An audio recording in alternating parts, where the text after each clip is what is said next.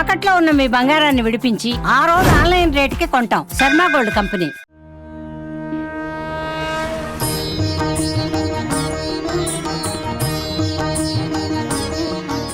శరణాగతి మార్గం కార్యక్రమానికి అందరికీ స్వాగతం. 18వ పాసరానికి వచ్చేసాము ఇవాళ.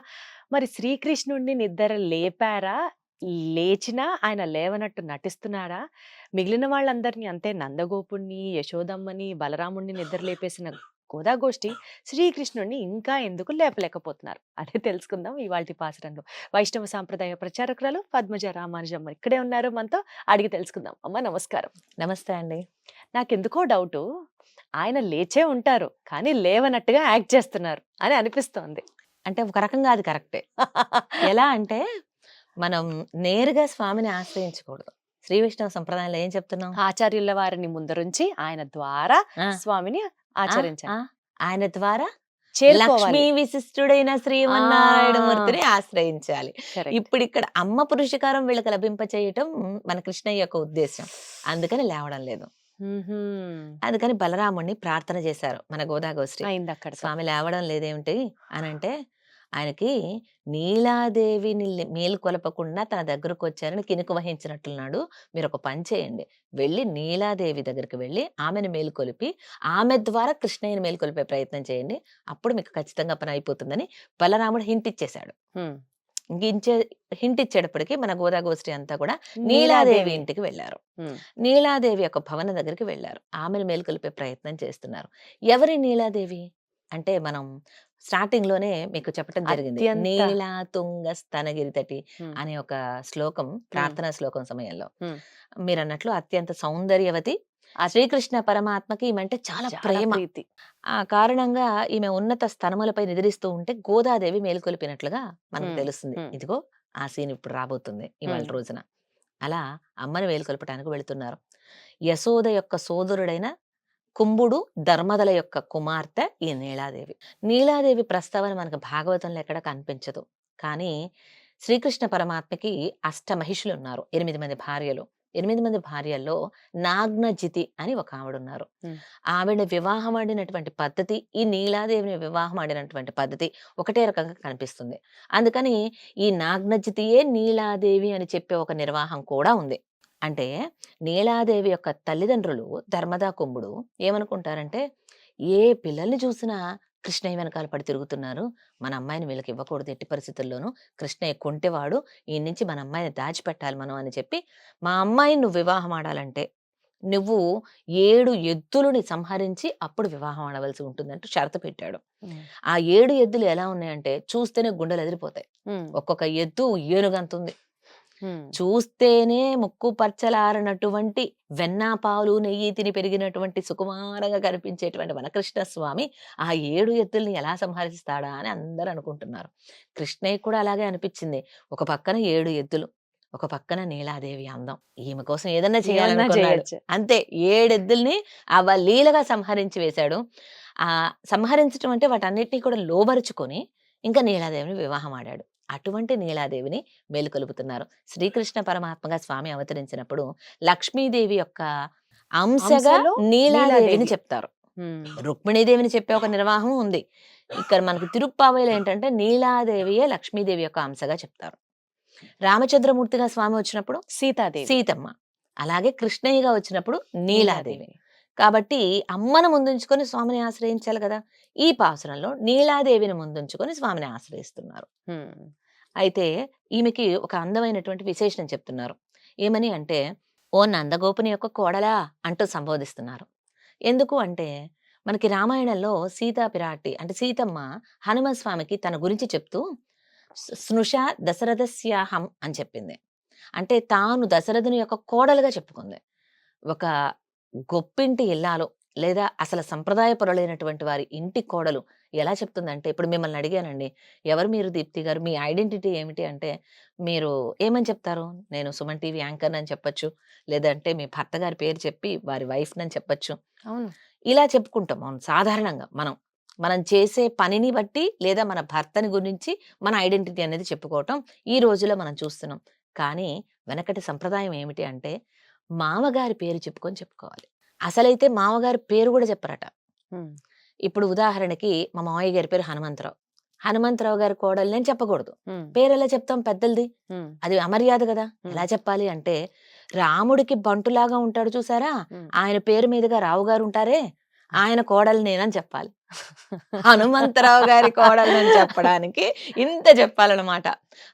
అటువంటి పద్ధతులు బాగా ఉన్నటువంటి కలియుగ ప్రారంభంలో కదా ఉమ్, మన గోదమ్మ అవతరించింది. ఉమ్, అందుకని గోదాదేవి కూడా నీలమ్మని అలాగే పిలుస్తుంది. అలా పిలిస్తే ఆమెకి ఇష్టం. ఇప్పుడు ఆమెని మనం ప్లీజ్ చేసుకోవాలి కదా! నీలాదేవిని ఒప్పించి, ఆమెని అనునయించి కృష్ణయ్యని తనతో పాటు స్నానానికి రమ్మనమని ఆహ్వానం చేయాలి. కాబట్టి ఆమెని ఒప్పించే దిశగా మాట్లాడుతుంది మన గోదమ్మ. అందుకని ఓ నందగోపుని యొక్క కోడలా అనటం ద్వారా ఆ నందగోపుని యొక్క భుజ సౌందర్యాన్ని గురించి, భుజ బలాన్ని గురించి చెప్తున్నారు. మదించేటువంటి ఏనుగులను ఎన్నిటినోటి కలిగినవాడని ఉందు మదగళిత్తన్ ఓడాద తోళ్ వలియన్ అనటం ద్వారా మదించే ఏనుగుల్ని కలిగినవాడు, మదించే ఏనుగుల్ని పోరాడి గెలిచినటువంటి వాడు. ఉమ్, ఇలన్నీ కూడా మనకి నందగోపుని విషయంలో కనిపించకపోయినా ఇవన్నీ కృష్ణ పరమాత్మలో కనిపిస్తాయిగా. కువలయాపీడ సంహారం చేశాడు, ఉమ్, అవునా? ఉమ్, అలాగే నందగోపుడి దగ్గర అనేక గోసంపద ఉంది, గేదెలు ఉన్నాయి, అలాగే ఏనుగులు ఉండేవి. ఎందుకంటే ఆయన సామంతరాజుగా కూడా ఉన్నాడు ఉమ్. కంసుడికి. అందుకే కంసుడు యమునా నదికి ఇవతలి ఒడ్డున రేపల్లె, అవతల ఒడ్డున మధుర. మధురలో ఉన్న కంసుడు ఎందుకు దొంగతనంగా పంపిస్తున్నాడు రాక్షసుల్ని?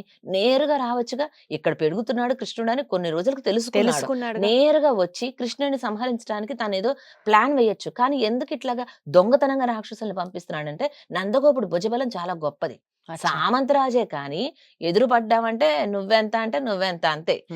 అందుకని కంసుడు కూడా నందగోపుని భుజబలానికి భయపడి ఈ రాక్షసులందరినీ కూడా ఆ One by విధంగా one దొంగతనంగా పంపిస్తున్నాడు. పంపించిన కారణం. అటువంటి భుజబలం కలిగినటువంటి నందగోపుని యొక్క కోడలా మేల్కొనవమ్మా అని అంటున్నారు. ఇంకా గుర్తులు కూడా చెప్తున్నారు. అంతటా కోళ్లు కూస్తున్నవమ్మా, మాధవీలత పందిరి ఉందా మీ ఇంట్లో? ఆ వెనకాల పెరట్లో దాని మీదంతా కోకిళ్ళు కూడా గుంపులు గుంపులుగా కూస్తూ ఉన్నాయి. ఇంకా నిద్రిస్తున్నావేమిటమ్మా? లేవమ్మా, చక్కగా లేచి వచ్చి నీ అంతటి నీవు వచ్చి తలుపు తెరవాలమ్మా. ఇక ఈ గోదాగోష్ఠి అంతా కూడాను లోపలికి చూసేటప్పటికి అమ్మ ఎలా ఉంది అంటే చేతిలో పూల బంతి పట్టుకుని ఉందట, పూల చెండు. రాత్రిపూట పడుకున్నప్పుడు శ్రీకృష్ణ పరమాత్మ మన నీలాదేవి చెండాట ఆడుకున్నారేమో, ఆ చెండు అలా చేతిలోనే ఉంది. అందుకని నీ చేతిలో పూల బంతి ఉంది కదా, ఆ చేతులతోటి ఆ గలగలమనేటువంటి గాజులు మ్రోగుతూ ఉండగా వచ్చి చక్కగా తలుపు తెరవమ్మా అని అంటున్నారు. నోరు తెరిచి మాట్లాడమ్మా అంటూ పిలుస్తున్నారు. ఇలా అనటం ద్వారా చాలా అంతరార్థాలు ఉన్నాయి. కోళ్ళు అంటే ఆచారాలకు గుర్తుగా చెప్తారు. అంతటా కోళ్ళు కూస్తున్నాయంటే ఆచారులందరూ కూడా చక్కగా శ్రీ సూక్తులను అనుగ్రహిస్తున్నారు. మాధవీలత పందిరి మీద కోకిలలు గుంపులుగా కూస్తున్నాయి అంటే ఈ కోకిలని ఆళ్వార్లతో పోలుస్తారు. వాళ్ళు ఆల్రెడీ సంకీర్తనలో మొదలు పెట్టేశారు అని. అలాగే లత అంటే ఏమిటండి? కింద ఒక కర్ర పాతి దాని నుంచి పందిరి పాకిస్తారు, అవునా? ఈ లత ఏమిటి అంటే అమ్మ. అమ్మ ఆ కింద పాతినటువంటి కర్ర ఏమిటి అంటే స్వామి శ్రీమన్నారాయణుడు. శ్రీమన్నారాయణుడు లేనిదే మేము నిలవలేదు. ఆయన్ని ఆలంబనగా చేసుకుని మాధవీలత అనేది ప్రాకుతుంది. అలా అమ్మ లక్ష్మీనారాయణుల పందిరి మీద ఆ కోకిళ్ళన్నీ గుంపులుగా పాడుతున్నాయంటే వాళ్ళ ఇరువురిని కూడా ఆళ్వార్లందరూ కీర్తించారు. పూర్వ ఆచారులు వాటన్నిటినీ కూడా చక్కగా మనకు అర్థమయ్యే రీతిలో కామెంటరీస్ అనుగ్రహించారు, వ్యాఖ్యానం అంటారు. అవి ఆచారులందరూ అనుగ్రహించారు. ఈ విధంగా అంతటా ఉంది. ఇక నీవు మా కనులకు ఉండే ఉపవాసం తీరేలాగా లేచిరా. చక్కగా గాజులు ధరించి ఉంది. వీళ్ళేమిటంటే కృష్ణ విరహ విశ్లేషణతోటి చెక్కిపోయి శల్యమైపోయి గాజులు వదులైపోయి ఉన్నటువంటి వాళ్ళు. అమ్మ కృష్ణయ్యతోనే ఉందిగా, అందుకని గాజులు చక్కగా నిండుగా ఉన్నాయి. అది ఒక సూచన. అలాగే ఆ గాజుల శబ్దం మా చెవులకు వినపడేలాగా నీవే వచ్చి తలుపు తెరువమ్మా అంటూ ఆ టింక్లింగ్ నాయిస్ ని కూడా చేర్చారు పాసురంలో. సో అలా చెవులకుండే ఉపవాసం పోవాలి, కన్నులకుండే ఉపవాసం తీరాలి, నిన్ను చూడాలి. నేను వచ్చి ఇలా తలుపులు తెరుస్తూ ఉంటే ఇటువైపు మేము ఉండి ఆ తలుపుని పట్టుకుని ఉన్నాం, అప్పుడు నీ స్పర్శ కావాలి. ఈమె ఇటువైపు నుంచి తలుపు తీస్తుంది, వాళ్ళు బయట వైపు నుంచి అదే తలుపు పట్టుకుంటారు. అలా మా త్వక్కింద్రియ అనుకున్నటువంటి ఉపవాసం పోవాలి, అంటే చర్మానికి ఉండేటువంటి ఉపవాసం పోవాలి. ఇలా అన్ని రకాలుగా ఆ అమ్మని చూడాలి, అమ్మ మాట వినాలి అంటూ ఆశపడుతున్నారు. అంటే ఇప్పుడు మన గోదాగోష్ఠి ఏం చెప్తున్నారంటే అంతరార్థంగా స్వామిని మేము నేరుగా ఆశ్రయించడం లేదమ్మా, ముందుగా ఆచార్యులను ఆశ్రయించాం, ఆళ్వార్ల పాసురాలు పట్టుకున్నాం, అలాగే నీ పురుషకారంగా స్వామిని చేరుకోవాలని కోరుకుంటున్నాం. నీవు లేచి త్వరగా నీ యొక్క బావని మాతో పంపించు స్నానానికి అని అడుగుతున్నారు. ఇదేంటి స్నానం ఆడటానికి ఆవిడ భర్తని అంటే బావ కదా, మేనమామ కదా. ఇప్పుడు కృష్ణయ్య నీ మేనమావని నాతో పంపించు అని ఎలా అడుగుతున్నారు నేరుగా అంటే, ఇది లౌకికమైనటువంటి జలకాలాడడం అనే స్నానం కాదు.